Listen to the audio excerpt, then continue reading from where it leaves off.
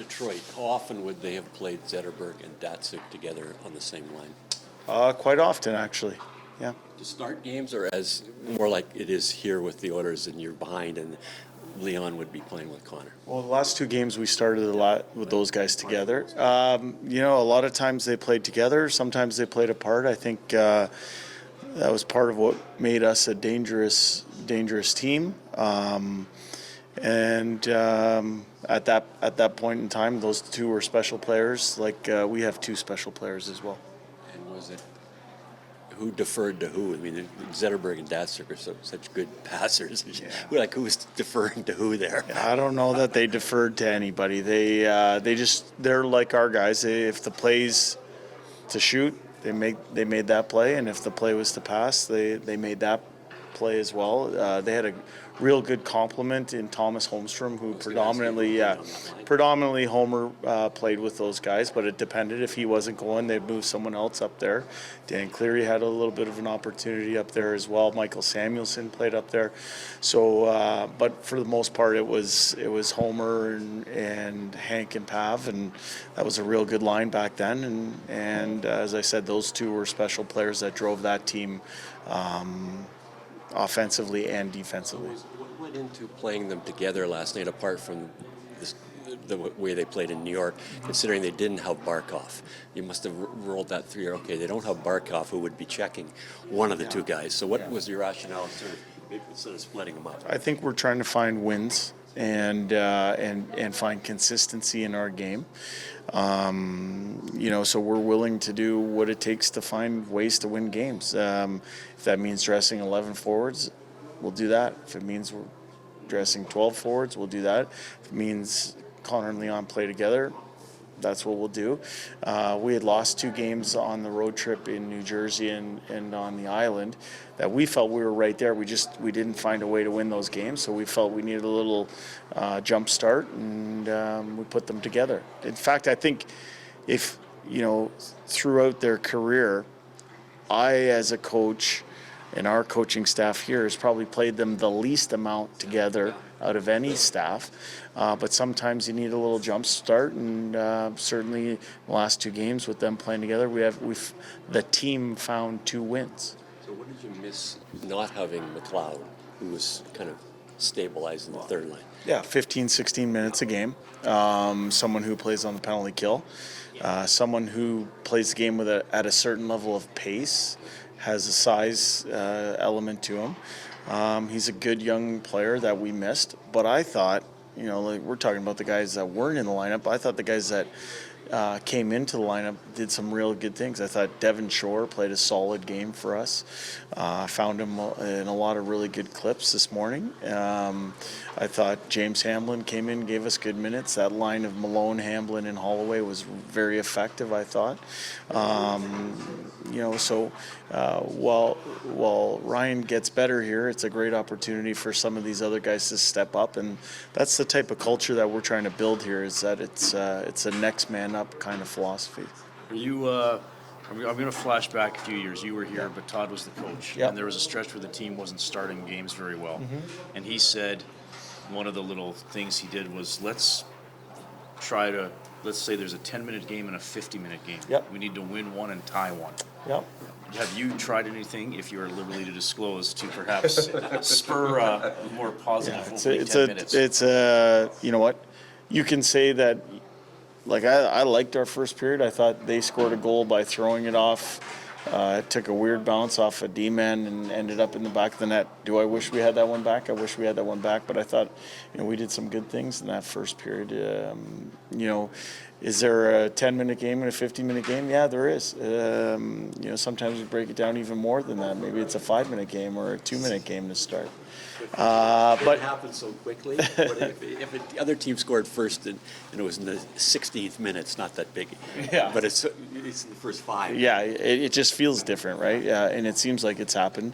I think the thing that we talk a lot about is not dipping our toe in the water and taking a temperature of a game. It's about trying to assert your game plan on the other team right off the bat.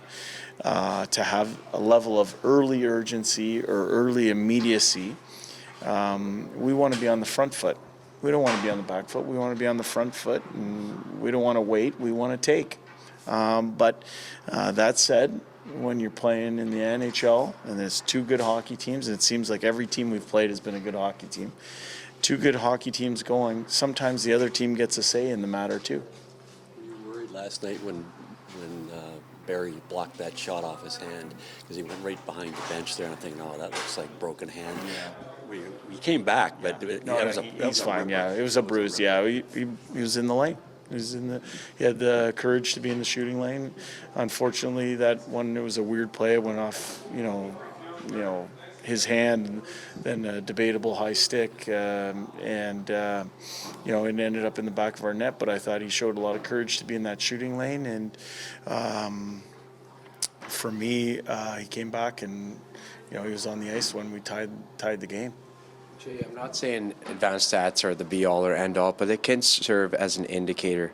Your team's goals scored above expected is in the bottom third of the league, which means you guys should be seeing more success than you guys have had. So what's the balance between maintaining the things that you guys are doing and maybe changing things up in order to find that result? Yeah, well, I think in order to get those numbers, you got to be doing some things positively. So we pound on those positives. I think over time, those things even out. Our focus is on playing the game a certain way to put ourselves in position to win them. I think there's still things that we can do defensively that will help improve our record. We're working towards that. We are missing some people, but what I think when you miss some people, it really puts an emphasis on your structure, because the team structure should protect everybody. It should, allow people to not wander around the rink without a compass. It gives them a sense of freedom within the guidelines of how you want the game to be played. And if the better we can play towards a team structure, the more I think it benefits everybody.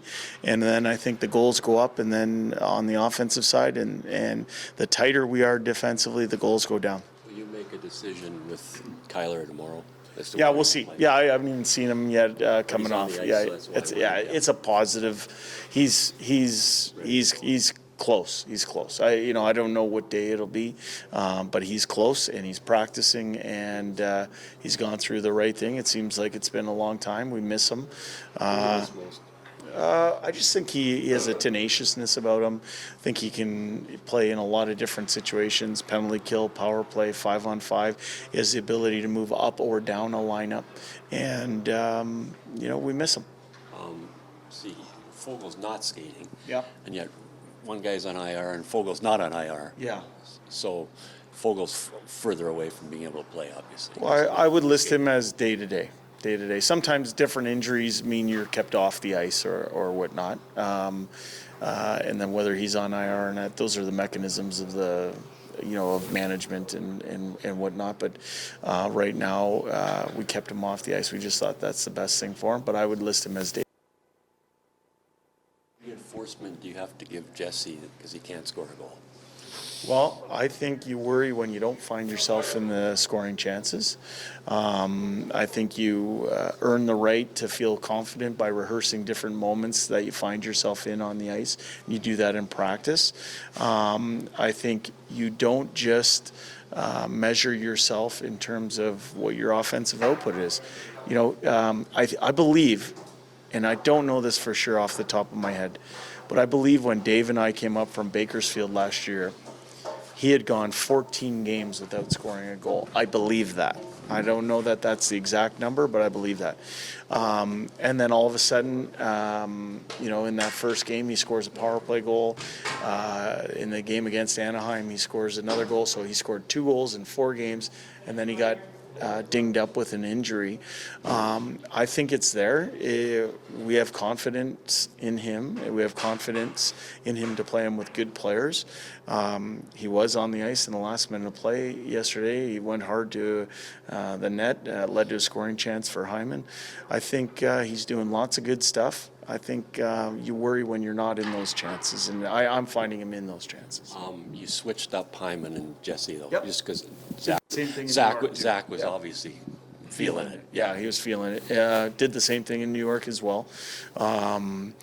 For me, it was just a feel. I pride myself on making sure that our coaching staff are using our eyes in the game, and sometimes you need a little kickstart here or there. And I thought that line was really good in the third period. Obviously, made a lot of plays and found the back of the net on different occasions. So were you shocked when they didn't call the high stick on Well, I think, like the way the rule is read is that if it's a high stick that leads to a goal directly, it's the crossbar. I think when it's a stoppage of play high stick, it comes down to shoulder height, normal shoulder height. Our belief in that moment was that Tkachuk was off the ground. And where the puck hit the stick, we felt it was worth making that call.